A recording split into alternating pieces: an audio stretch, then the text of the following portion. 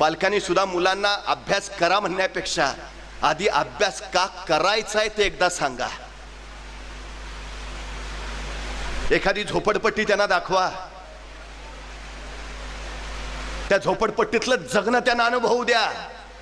4 घरं मागून आणल्याशिवाय सायंकाळचं पोट भरता येत नाही अशी काही माणसं जनावरांचं जीवन जगतायत हे आमच्या पोरांना एकदा दाखवा. आणि उंच उंच महाल सुद्धा त्यांना नेऊन दाखवा. त्यांना सांगा ह्या झोपडपट्टीत आहे उघडा नगडा अनवाणी भीक मागत जगतोय कारण हा अडाणी आहे, शिकला नाही आणि हा महालात राहतोय. याचं कारण भारतातलं शिक्षण पूर्ण करून परदेशातलं शिक्षण घेऊन तो इथं आलाय.